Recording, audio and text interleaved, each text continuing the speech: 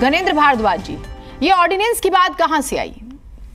कहां से आई कि ऑर्डिनेंस आने वाला है अगले हफ्ते, ये प्लानिंग हो रही है, इसी वजह से एलजी के ऑफिस से सोर्सेज फोन कर रहे हैं और अधिकारियों को कह रहे हैं कि आप काम मत करो, अगले हफ्ते सब कुछ बदल जाएगा। संविधान पीठ का जो फैसला आया 5 जजों की, मैं स्पेशली कोट करूंगी, 5 जजों की संवैधानिक पीठ का फैसला जो आया है उसे पलट दिया जाएगा। मतलब क्या आधार है इसका, बताइएगा। देखिए जीनत जी, 11 तारीख को एक हिस्टोरिकल डिसीजन सुप्रीम कोर्ट की 5 जजों की कॉन्स्टिट्यूशनल बेंच ने दिया। जो 9 साल से हम न्याय मांग रहे थे कि हमें न्याय चाहिए माननीय सुप्रीम कोर्ट से, और सुप्रीम कोर्ट ने न्याय करा, सुप्रीम कोर्ट ने जस्टिस करा, और माननीय सुप्रीम कोर्ट ने, चीफ जस्टिस ऑफ इंडिया ने खुद इस बात को कहा कि दिल्ली की चुनी सरकार के पास सारी शक्तियां जो संविधान ने हमें दी है, जो कानून ने दी है, लेकिन मोदी सरकार मानने को तैयार नहीं थी, एलजी साहब मानने को तैयार नहीं थी।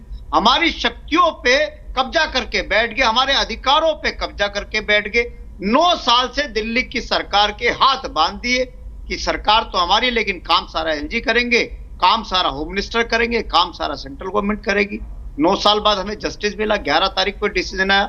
11 तारीख को डिसीजन आने के बाद दिल्ली के जो सर्विसेज मिनिस्टर है सौरभ भारद्वाज ने एक अधिकारी आशीष मौर्य की ट्रांसफर के आदेश जारी करे। यह हमें कॉन्स्टिट्यूशन बेंच ने हमें राइट दिया था।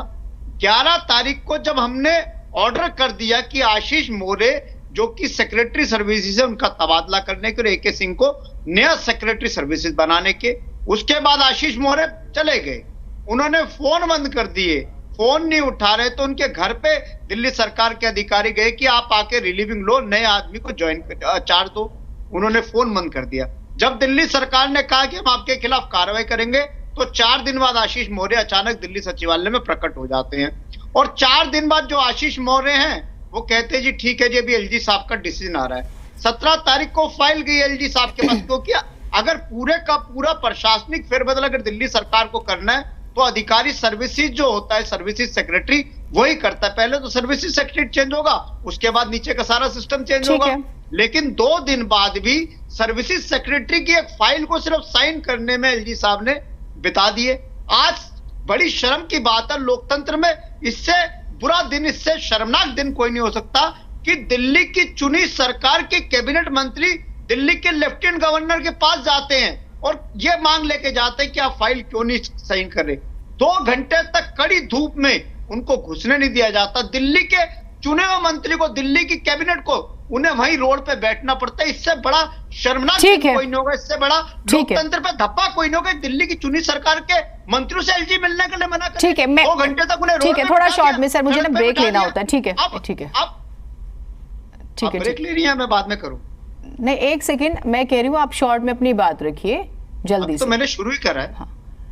भारद्वाज जी अपनी बात पूरी कीजिए जल्दी से। हाँ, देखिए, आज सीएम साहब ने भी कहा, हमारे जब मंत्री गए, एलजी ने 2 घंटे सड़क पे बिठाया, 2 घंटे बाद एलजी साहब को ये कहीं से मैसेज आया कि आपकी फिर इमेज पे डेंट लग रहा, कि एचएम से, होम मिनिस्टर से कहीं फोन आया होगा, एलजी साहब ने बुलाया। 2 घंटे, फिर 1 घंटे बाद आए एलजी साहब, और 1 घंटे बाद आके कहते हैं कि जी कर दूंगा साइन।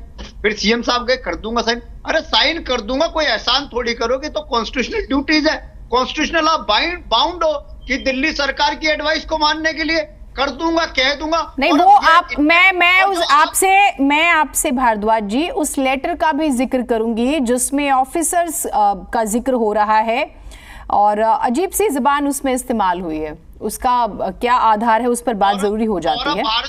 सौरभ भारद्वाज जी जो हमारे सर्विसेज मिनिस्टर हैं, उनका आपने बाइट चलाई। सौरभ भारद्वाज जी ने एलजी साहब को भी कहा कि जो आपके सबसे चहेते अफसर हैं, जो दिल्ली के मुख्य सचिव हैं नरेश कुमार, दिल्ली के मंत्री को जाके थ्रेट करके आते सचिवालय में। मैं ये जरूर जानना चाहूंगी कि किसने किसको थ्रेट किया। चीफ सेक्रेटरी ने थ्रेट किया मिनिस्टर को, और दूसरा ये कि मैं ये भी पढ़ रही थी जो लेटर है 5 पेजेस में, जिसमें मेंशन है कई चीजें, मैं वो जुबान तो नहीं यूज करूंगी। आप पहले मैं कंप्लीट कर दूं? सर जल्दी बोलिए ना, फिर आप क्या बोलना चाह रहे हैं? बीच में अगर आप तो बीच में तो काउंटर होगा ना सर, आपका कंफर्ट का ध्यान रखूंगी क्या मैं यहाँ पर? काउंटर कीजिए ना। हाँ, तो काउंटर मैं इस लेटर के बारे में भी बात करूंगी ना। देखिए, सुनिए, बता रहा हूँ ना, सौरभ भारद्वाज जी की आपने बाइट चलाई।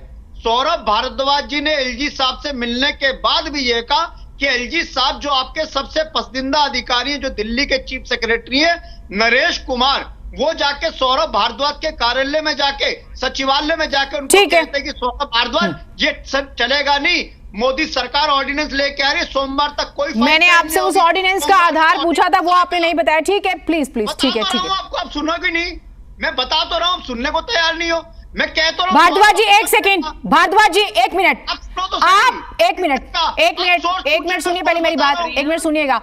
आप पूछ रहे, भारद्वाज जी पहली बात तो ये कोई लोकल चैनल नहीं है किसी मोहल्ले का, आप अदब से प्लीज रहा कीजिए और अदब से अपनी बात रखिए प्लीज। मैं आपसे बार बार ये बात कहती हूँ, आप हमेशा बहुत ज्यादा तीखा बोलने की कोशिश करते हैं, आराम से अपनी बात रख सकते हैं। मैंने आपको काफी समय दिया, प्लीज। आपने मुझसे मैं ब्रेक के बाद आऊंगी तब मैं आपसे बात करूंगी, मुझे क्योंकि ब्रेक लेना है तो मैं सबको शामिल करना चाह रही हूँ, प्लीज।